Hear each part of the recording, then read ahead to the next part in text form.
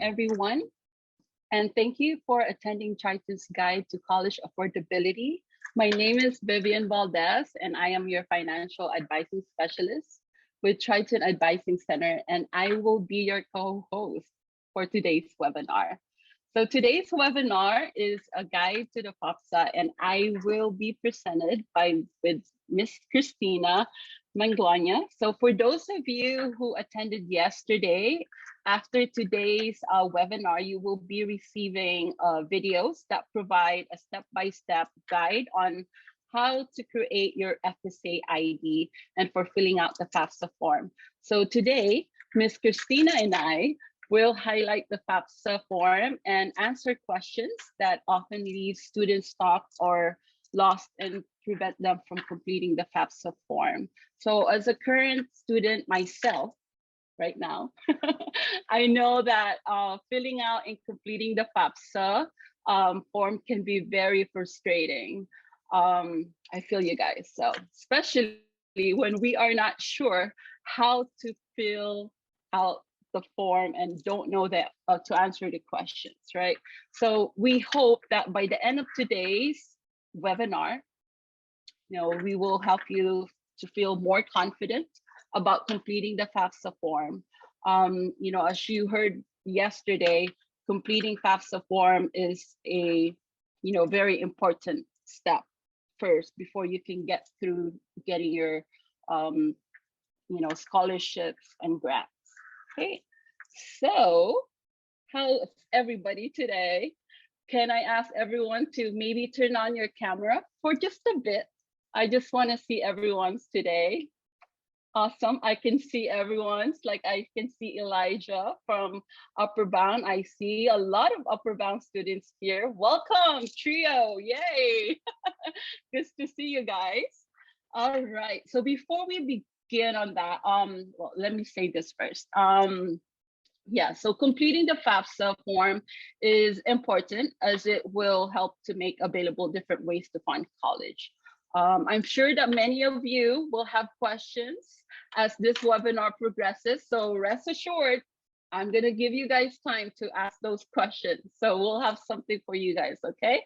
All right, so throughout today's webinar, to help you involved, engage, and to participate, I'd like you guys to participate, so listen up.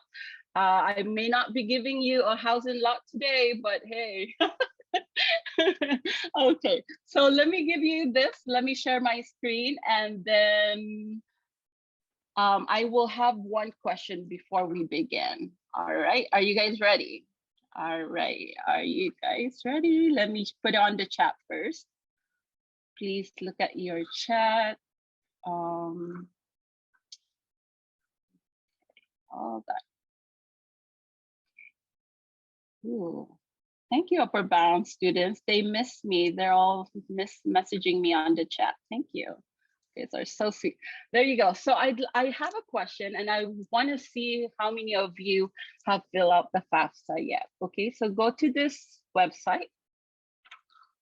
Okay, click the link, and then I will share my screen. All right, I can see Miss Tina. Do you see this? Have you already completed the FAFSA form? Now, the reason why we are asking this is to, whether you fill the FAFSA or have not yet filled or are still working on it, is to give us an idea of your progress in the financial process. So because the FAFSA, again, is the first step. Okay, Miss Tina, you have an idea now. All right, so how can we help them? Awesome. How can we help them? So now, without further ado, I am pleased to present Ms. Christina Manglona, Program Coordinator 4 with the Yogi Financial Aid Office. Thank you, Vivian. Right, let me go ahead and share my screen for Ms. Tina. Are we guys ready for today? All right, so be listening, guys. I'm gonna quiz you. I'm just kidding. All right, let's do it, Ms. Tina. Okay, next slide. Okay, before we begin looking at some of the sections of the FAFSA application, let's go over again what information is needed to complete the FAFSA and when you should complete the FAFSA. So if you're planning to attend spring 2022 or summer 2022, you'll be completing the 2021-2022 FAFSA, and you will be using 2019 tax information. If you plan for those high school students that will be graduating this year, if you plan to start in fall 2022, then you will be completing the 2022-2023 FAFSA, and you'll be using tax documents for 2020. Okay, next slide. Okay, now let's take a look at who should complete the FAFSA. First of all, you must be a U.S. citizen or an eligible non-citizen. You must have a Social Security number, with the exception of the students from Republic of the Marshall, FSM, or Republic of Palau, or you must have an alien registration number. If you are one of the citizens from the region, you will be given a 666 number to use as your SSN, and I'll get into that later on in the presentation. Okay, you must also have a high school diploma or a GED, or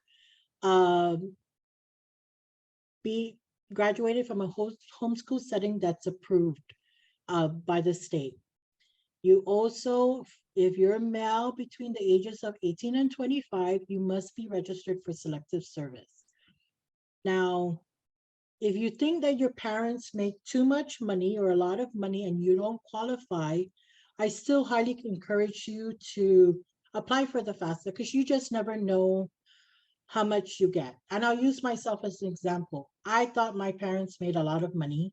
So I never applied for the FAFSA. And when I finally did, lo and behold, I qualified for $400 in Pell Grant. That was $400 less my parents had to pay for. So you just never know how much you qualify for. If you don't qualify for the Pell Grant, there's also the federal student loans you can borrow or other types of scholarships. Okay, next slide.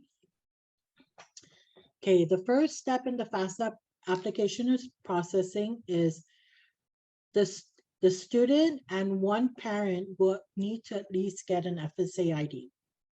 That FSA ID is used to sign your FAFSA application online. Once you create your FSA ID, both you and your parents can complete and submit your application. It does take 3 to 5 days after you submitted your application online for you to get an email from FSA that your FAFSA has been processed, and also for your student aid report to be submitted to us. Okay. Miss Tina, I have a question, because Mhm. remember I said I'm a student also. How long does it take for financial aid to get all the information that I have submitted? 3 to 5 days. From the time you submit your application, it'll take about 3 to 5 days for you to get it and for us to get it. Awesome, thank you. Okay. Now let's take a look at some areas in the FAFSA application that students have questions on or sometimes come back as errors. First, with this screen, you're providing your name. So you would need to provide your legal full name as it appears on your Social Security card, your Social Security number, and your date of birth. Now here, if you're a citizen from the region, FSM, Republic of the Marshalls, or Republic of Palau, you will enter 9 zeros on the Social Security line. Then the FSA ID will provide you a pseudo number that starts with 666. Once they assign you the 666 number, that will be your Social Security number that you use each time you fill out the FAFSA. It is only to be used for the FAFSA, no other legal document, just the FAFSA. Okay, next slide. You also need to provide your email address and contact information. This is important because When your FAFSA is processed, this is the email address that they will send you the notification that your FAFSA has been processed, and they'll also send you a reminder that it's time to complete a new FAFSA for the upcoming school year. Now, for those of you in high school, I know like GDOE, you're given a GDOE email address. I highly recommend that you use another email address, your personal email address, when filling out the FAFSA, because if you graduate from high school, you may not have access to your GDOE email. So you won't be getting any of the updates from your FAFSA. Okay, and you also can edit this information. So let's say you change your telephone number, you can always go back to your FAFSA and update your telephone number in your application.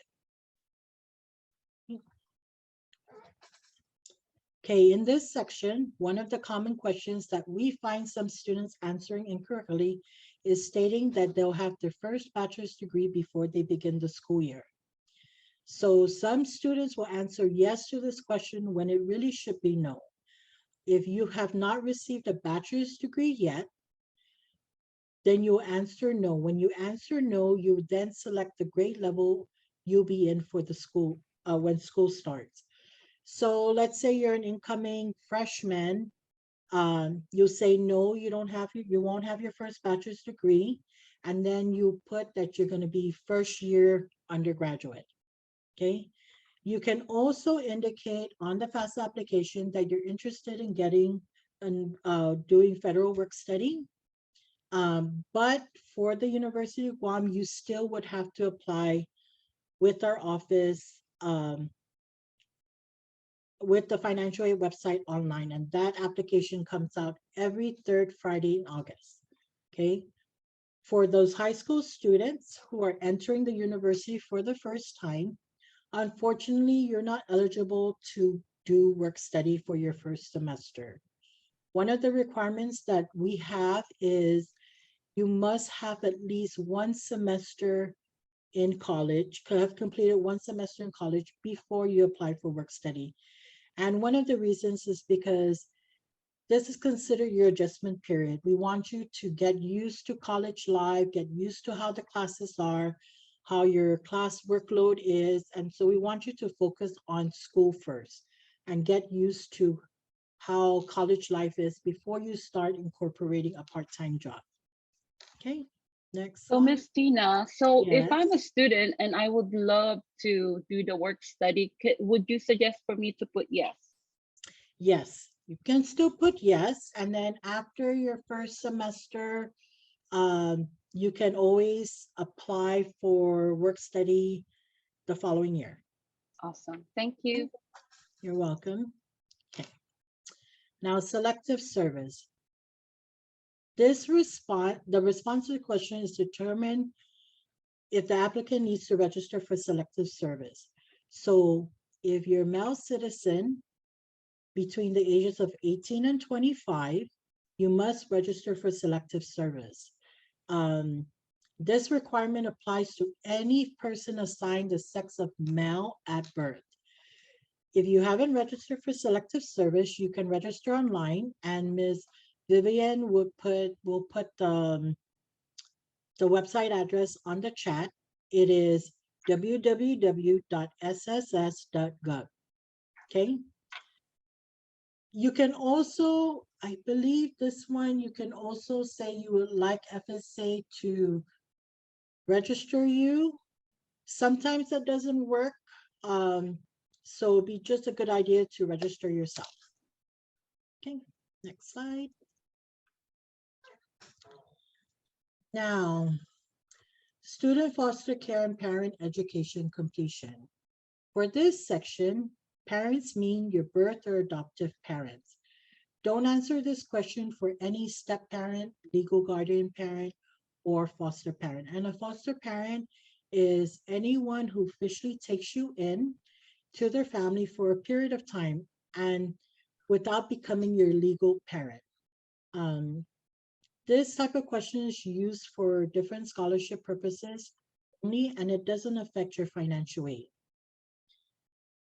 Okay, it looks like I've given you guys a lot of information, and now Miss Vivian will take over for a couple of minutes with some questions. Okay, let's give Miss Tina a little break. And thank you, Miss Christina. So Thank you. after hearing all that information, I would like to change things a little bit and ask everyone to answer a few poll questions. I will read each question, or yeah, I will read each this question and give you a minute or so to answer before I move on to the next question. So you can answer the question on your Zoom screen. All right. It's right there. You guys are getting it now. Awesome.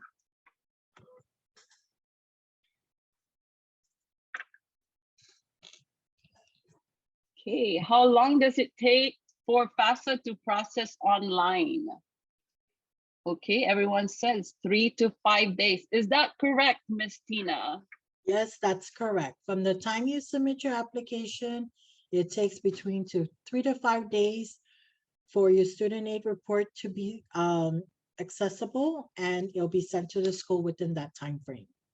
Awesome, thank you. Okay, let's go to the next one.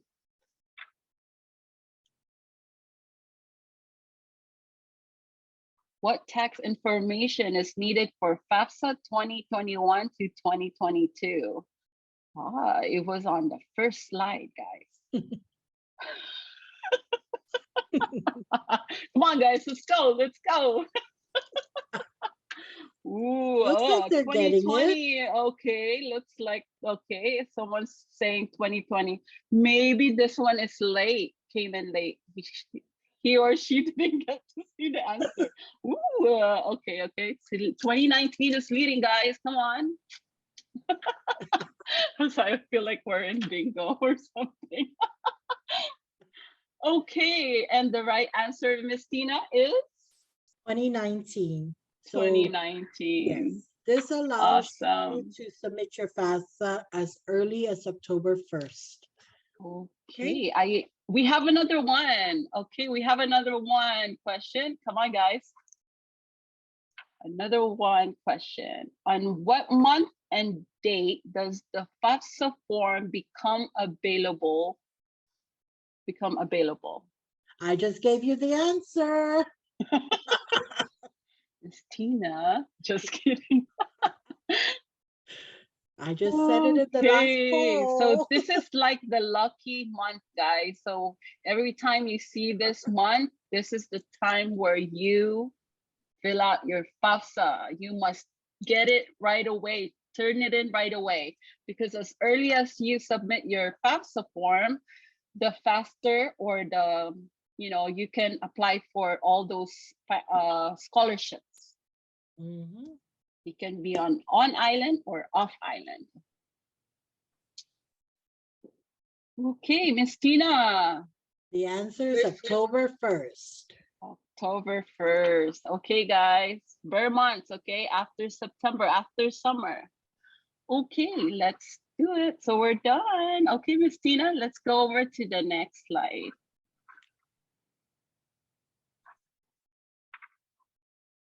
Oh, let me get out of this. Okay. Now adding your high school. For this section, all you need to do is enter the name of your high school, the city and state that it's in. You can also do a search of the high school. Okay. Okay, Miss Tina. Okay, are you in high? Okay, I'm getting too excited here. Okay, go ahead, Miss Tina. Hey, not yet. This one. Not yet. This one. Okay. So now you can add colleges to your FAFSA application. And by adding different colleges, they'll receive your student aid report. You can add up to 10 colleges to your FAFSA, and the university school code is 003935, and that should be the first school you enter on your FAFSA. You can put up to 10 schools, but you must make UOG number 1. Viva UOG! All right, Viva, guys. Viva UOG. All right. Good job, Miss Tina.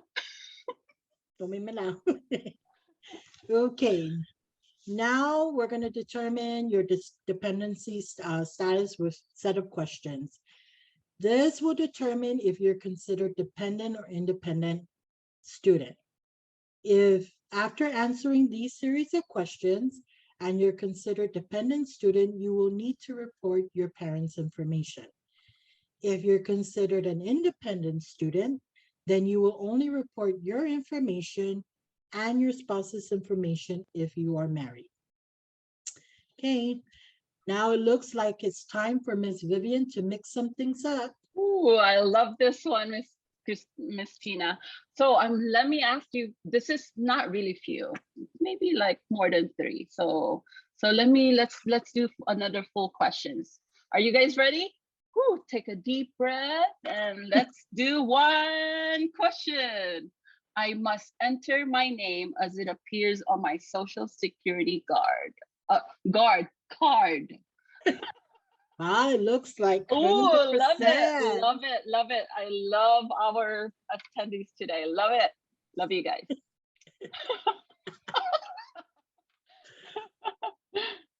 Okay, 100%. All right, let's go to the next question.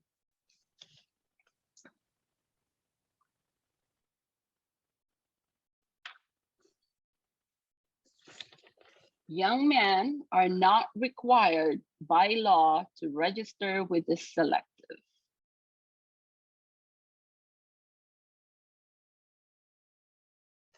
Service when they reach the age of 18. This is short. Yay. Okay. Is that false, Miss Tina? Is that correct? That is correct. Awesome. Thank you. Let's go to the next one. And Miss Tina, looks like you're a good teacher. They are learning. All right. Federal work study allows for students to work on campus and for the college while earning funds to help pay for education-related expenses. Ooh, they are doing very well. I wonder if these are like upper bound or, Okay. Miss Tina, what is the answer? The answer is true. True. Awesome. Yes. Okay, let's go to the next one.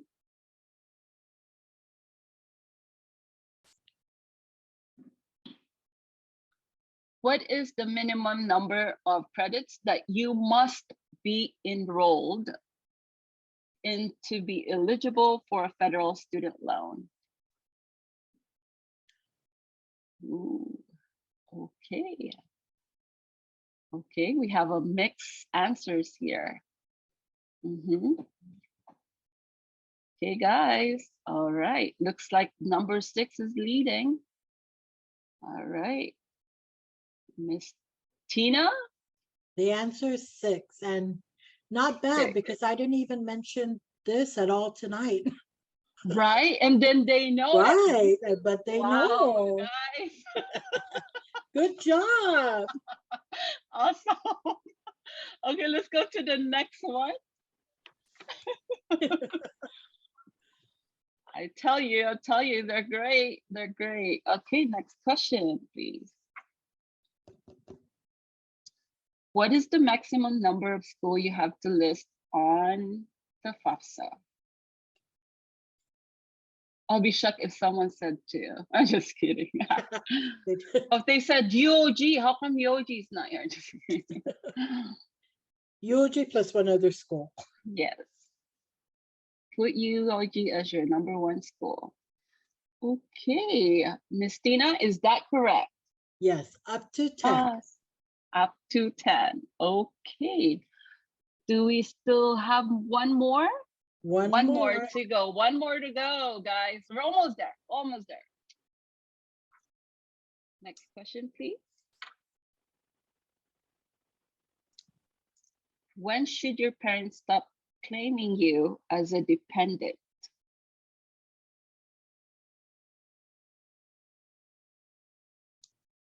Okay, we have 18, 20, 24. Okay, I'm pretty sure Miss Tina have an explanation over here because why some of them says 18 and some of them says 20. That's because I didn't discuss it. Okay, well, So can the we answer is 24. 24? Uh, Why 24, Miss Tina? um, because that is the age that's determined where the student is independent. Okay. So what if Miss Tina, what if I get married If you're married, when I'm 18?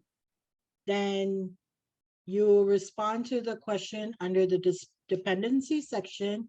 Are you married? You would put yes. Okay. So what if let's say I'm not living with my parents anymore and I'm already 19?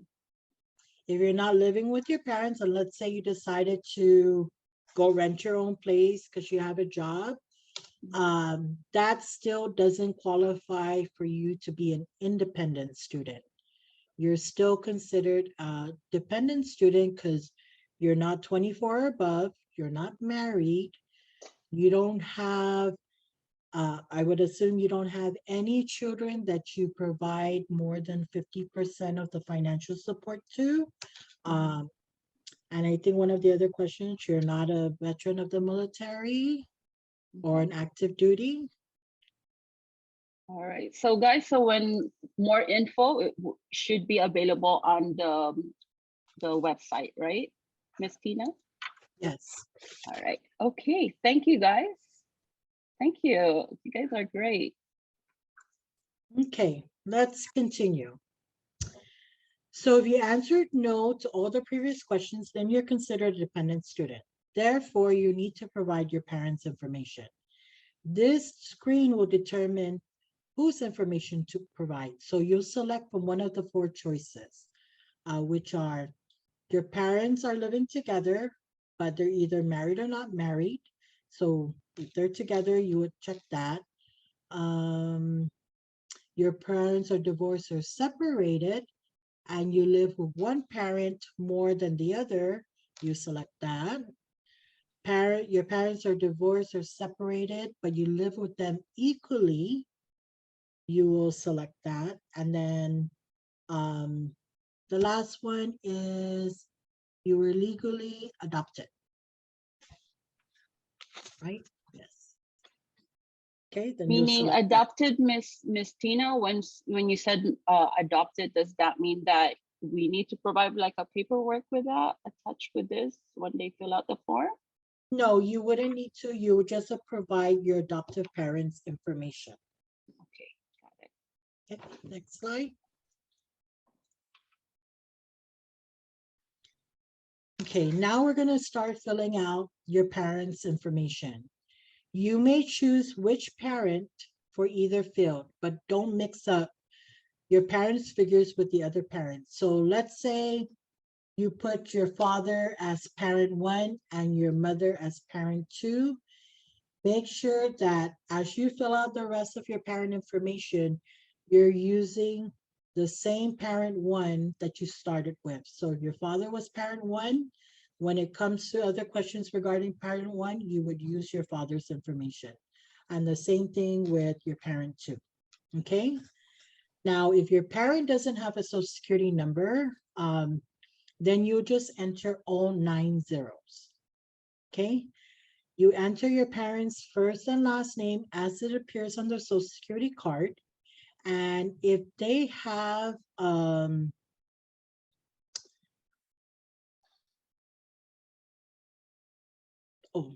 no, not here. Okay. And then you enter the email address, the same that was used for the FSA ID. Thank you, Miss Tina.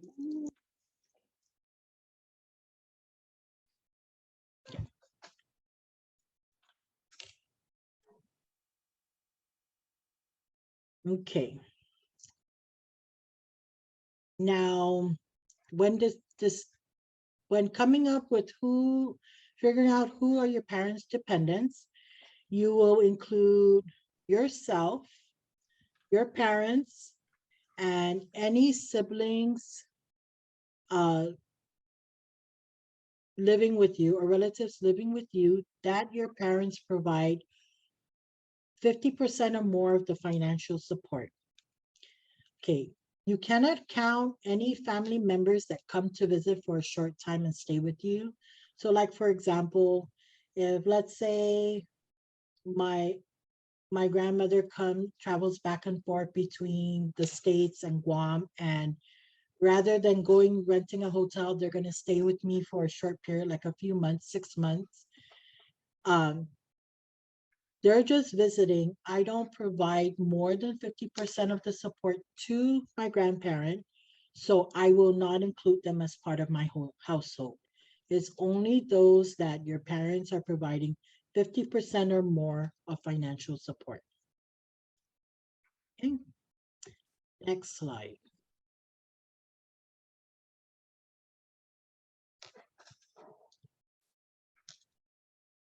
Okay, for the number of students in college, you're going to count yourself, any siblings who will attend and be enrolled at least as a part-time student as well.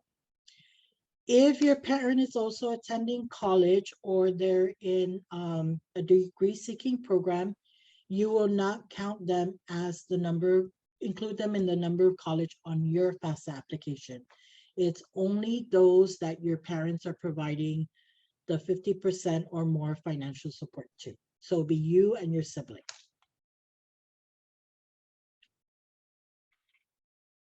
Okay, so for those that filed taxes with our local Department of Revenue and Taxation, unfortunately, we're not able to utilize the IRS data retrieving tool.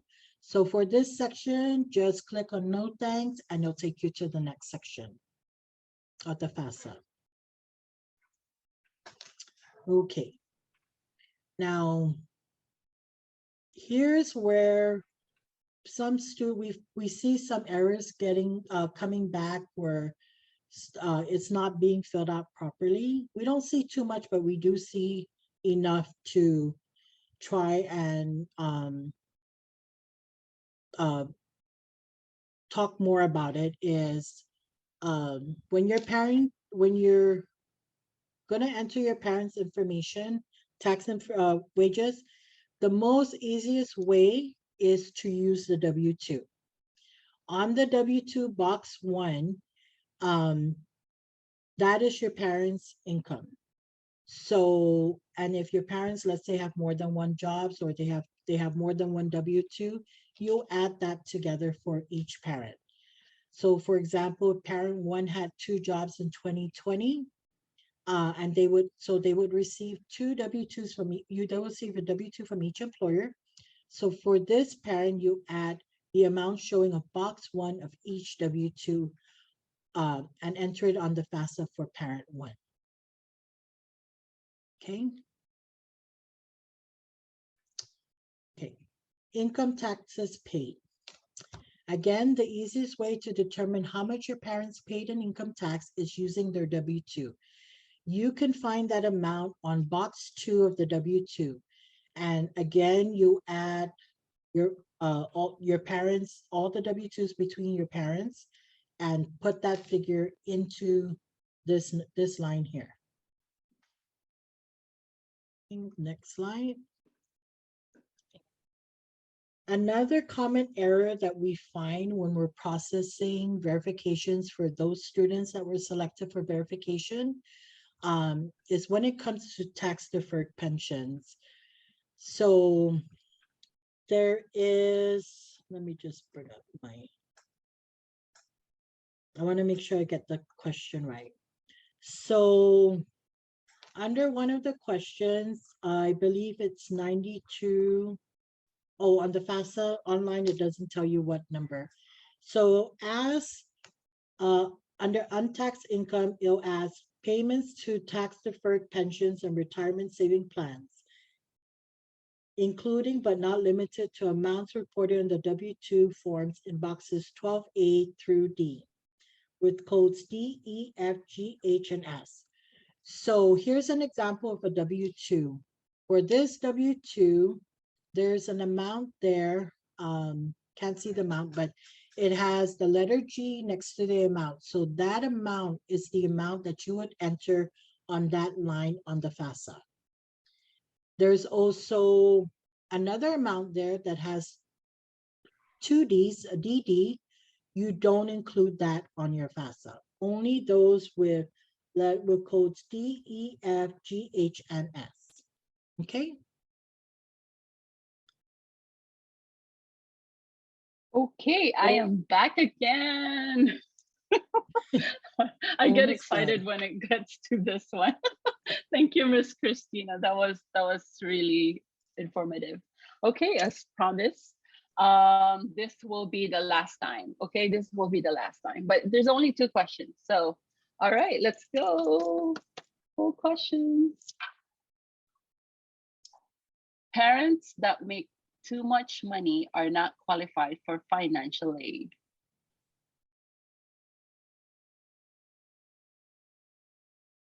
I like that. I like that there's like true, false, the mix.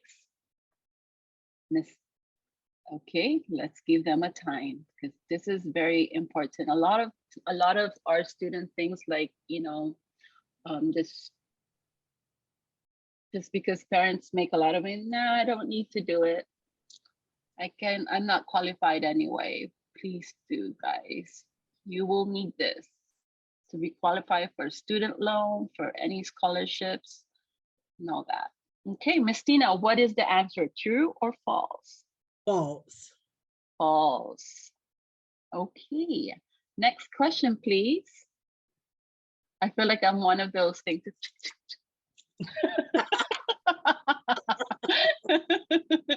Parents that are undocumented can still apply for federal student aid. If my parent don't have an SS or, you know, those things, can your parents still apply? True or false?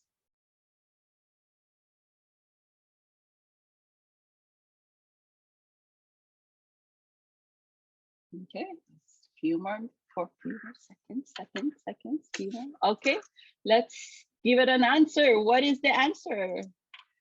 True. Miss Tina, it True. is true. Parents that are undocumented, can they still apply? Yes, you can still apply even if your parents are undocumented. Thank you, everyone. You guys did a great job. Good job. You guys all get an A for today. Thank you, guys. These are awesome. Okay, now we're going to look at the student filing status. So if you file your taxes, then you complete the section of the FAFSA. But if you didn't file taxes, then you're just going to select, I'm not going to file. We do find quite a bit amount of students that they'll get mixed up between their section and the parent section. So sometimes we find some students putting their parent tax information in their section. So it makes it seem like they're earning a whole bunch of money plus their parents. Okay.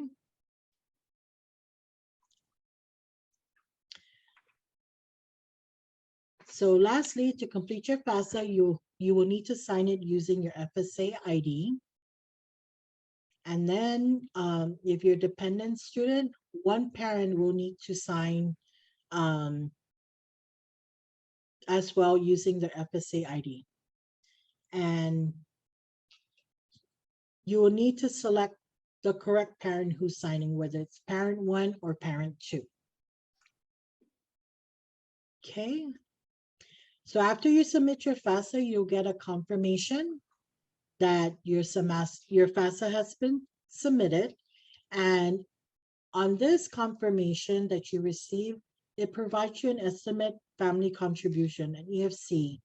And then it also tells you what type of federal aid that you may qualify for. So for this example, this student, on this confirmation email, this student shows that their estimate EFC is 0. Now let's take a look at the EFC chart on the next slide to see what that means.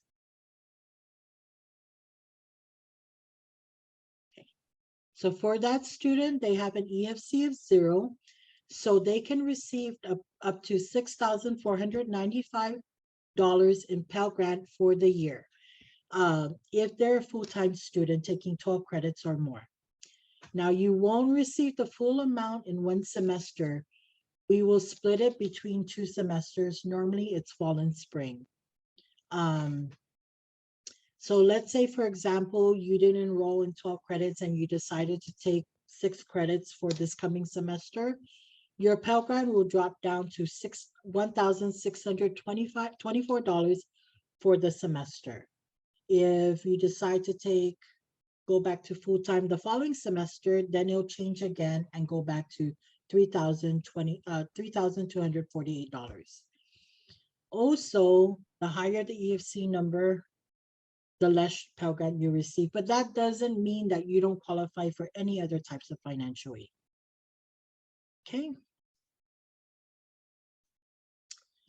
Okay, if you have any questions while you're applying for your FAFSA or you need help, you can always contact our office and one of the staff will assist you. Okay, so as promised, we set this time to answer your questions.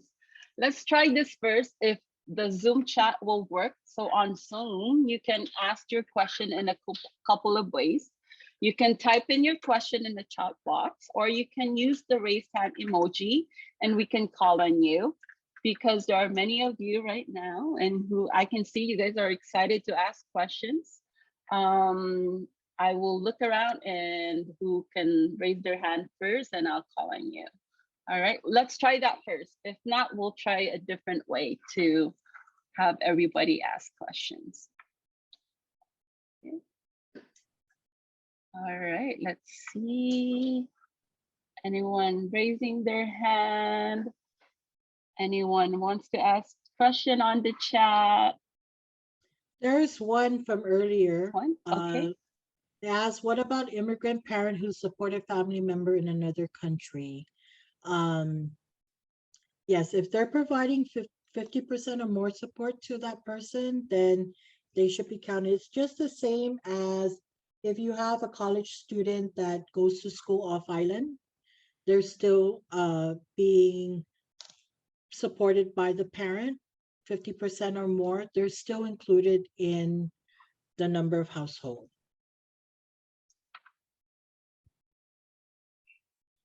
There is one question here, Ms. Tina. What about immigrant parent who supports a family in another country? Girl, I just answered that. Oh, I wasn't listening. I want everyone to participate. So let's try the Menti. Is that okay, guys? All right, let's do the Menti. Well, there's one more question. One more question. Do you have a specific age to fill out the FAFSA? No. I know there's some that will start filling it out as practice their junior, like let's say their junior year, but you won't qualify for any federal student aid until you're a college student. Then it looks like Miss Sally has the question. She raised her hand. Okay, Miss Sally, go ahead. I just wanted to point out that there was a question also on the chat from Mr. Rodney Paris. Can we use the Pell Grant with a scholarship such as the Merit Scholarship? I don't know if he's asking in conjunction of, so sorry about that. Yes, okay, so yes, you can now. There was a period of time that if you received the Pell Grant, then the merit will cover whatever the Pell Grant didn't cover. But I believe this past semester, or was it spring 2021, it went back to you can receive both. I need to confirm with Stephanie though. She's not here with me, but yes.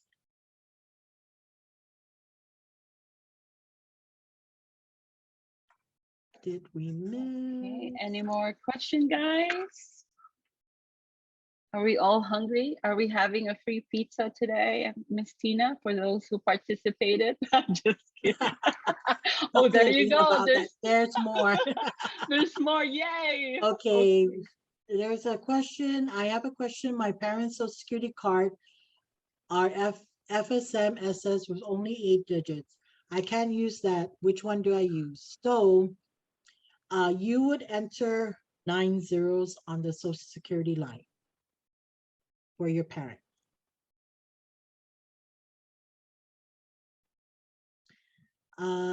And the next one is an acquaintance of mine had mentioned that there's a program where we can do off-island study, yet still pay UOG tuition. Is that true? And will local scholarship and grants still be available for circumstances? I believe you're talking about the student exchange. Yes, I'm trying to think. I'm more Title IV federal.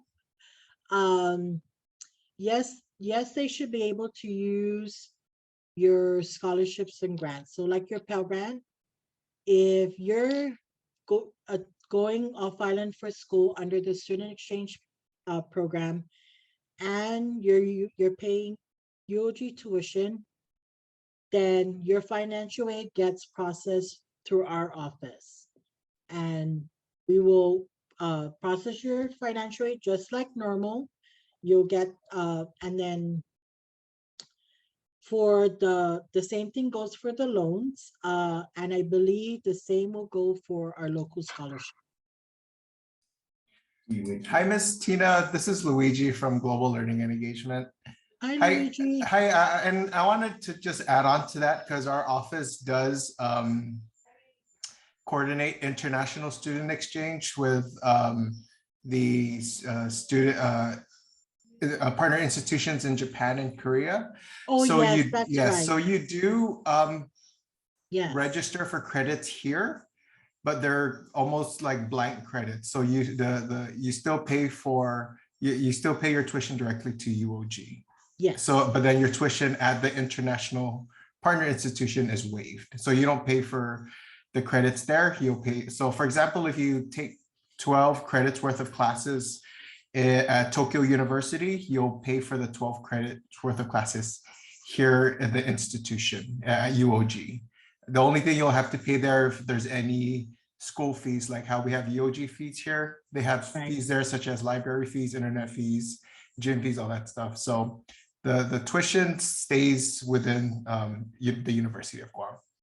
Yes, that's correct.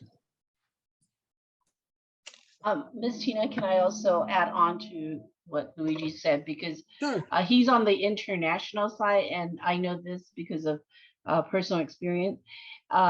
If you choose, so we are talking about the National Student Exchange Program, there are two options to choose, A and B. If you choose University of Guam as your host, of course, then you only pay University of Guam tuition and fees, and your financial aid will cover all that. However, if you choose to consider the tuition over in the institution, then you can also apply your financial aid based on their cost of attendance. So whichever is more affordable, I guess I should say, for you, then that's how you would determine which plan that you will be under. However, if you choose the other school's tuition and everything, then your financial aid will be processed by that school, because the funds will just stay there. Yes, that is correct. Okay. There are a few more questions on the chat, Ms. One Tina. says, I already filled out the FAFSA last October and also received a confirmation email. What do I do now? Now, if you filled out a FAFSA for 22-23, you will not get anything from our office yet because the system's not completely ready to start importing your student aid reports, but we hope to get that up and going by mid-February. So just be looking out at your email, your Go Triton email, because that's where the email will go to. If you filled it out for 2021, 2022, and you are a student here with the University of Guam, then you should have received an email already on your Go Triton email, letting you know that we have your student aid report, and the email says to log on to your self-service. Okay. Ms. Okay. Roy has a question over here. Once they complete the FAFSA, how will they know what students qualified for, such as Pell Grant, loans, work study, and etc.? So once you complete the FAFSA, you'll get the email again and to tell you to log on to your self-service so you can see what you need to complete in our office to complete your file. Once you complete your file in our office, you'll be able to go back to self-service and view how much Pell Grant you can get, how much loans, and all that. And it's also in your confirmation email from FSA. Otherwise, you can always call our office and we can let you know after we verify that's really you on the phone, what you may be eligible for. Ms. Tina, you mentioned self-service. Maybe some of our attendees are still attending, senior high school. So can you maybe have a little glimpse of what's happening maybe tomorrow? Yes, so we can see them again? Yes, so tomorrow, make sure you join us because we are going to have a session that includes self-service. I will be introducing self-service to you, how to log in, how to navigate around self-service. That's where you can view what you need to submit to our office, I'll also show you how to submit your documents. And then once we process your financial aid, you'll get another email telling you to go back on self-service. So I'll show you where to accept your awards. Okay, that will be tomorrow at 5:30. I'll see you there. And Miss Sally has a question right here. Can we submit all supporting documents online, or do we need to drop them off at the financial aid office? No, you can submit them online. You can go to self-service, and on the self-service website, there's a link that says upload FAO documents. Once you click on that, it'll take you to the website where you can upload all your documents, and you can upload them all at one time. Okay. Any more question, guys? We still have 5 more minutes. Okay, one more. We tried to Come on, enter guys. the 9 zeros while Ask more creating my parents' questions. FAFSA. Thank Oh, you. the FSA ID. Okay, I do apologize. If your parents do not have a US Social Security number, you're not able to create an FSA ID.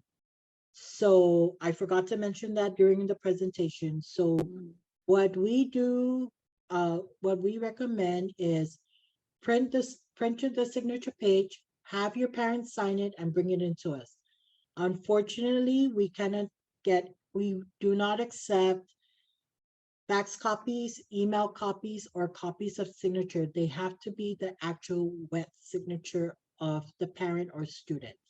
So you just print your signature page, bring it into our front counter, and they'll go ahead and submit the signature for your parent right there while you're there with them.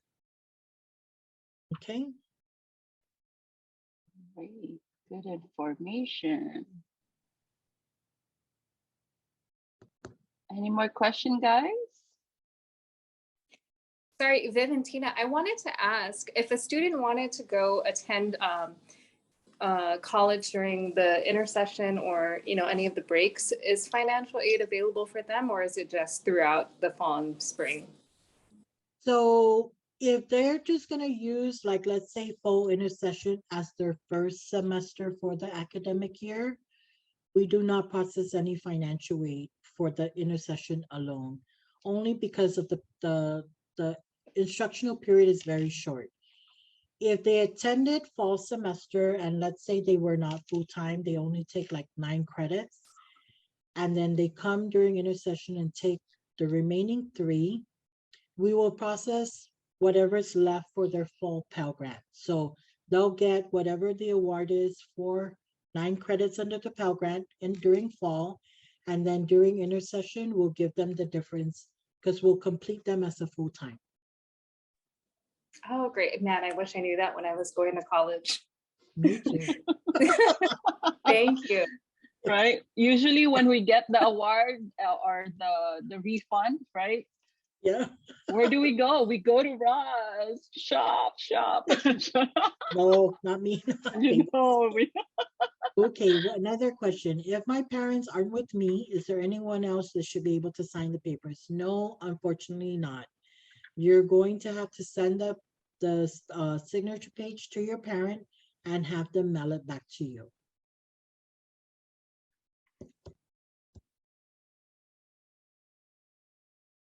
Okay.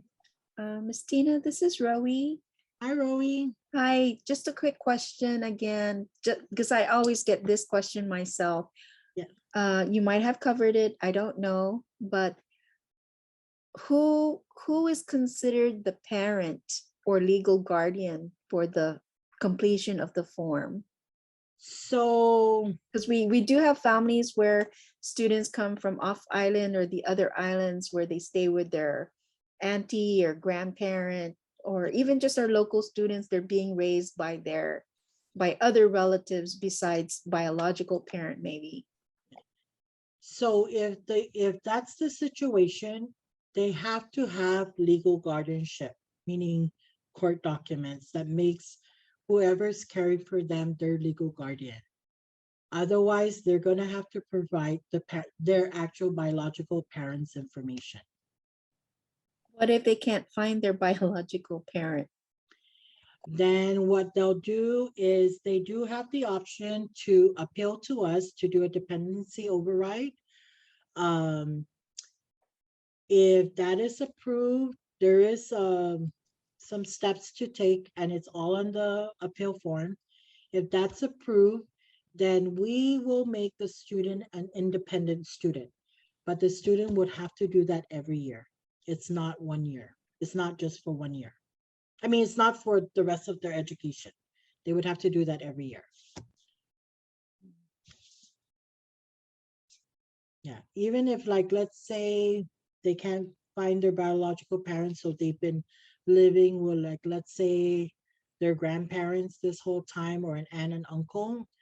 Once we make them an independent student, then they will not have to report who's been taking care of them. They won't report those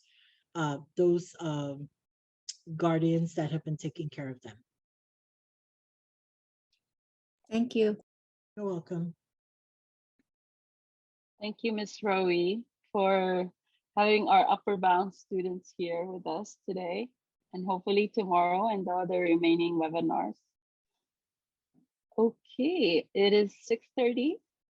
No more question, guys. Last question. Looks like everyone's are hungry. Okay. All right, everyone. This concludes today's webinar. Ms. Christina and I are really appreciate that you taking the time to attend this webinar and participate during our poll questions. We hope that this webinar answered many of your questions, and we look forward to seeing you again for our 2 final webinar. Good night. Good night. See you guys tomorrow.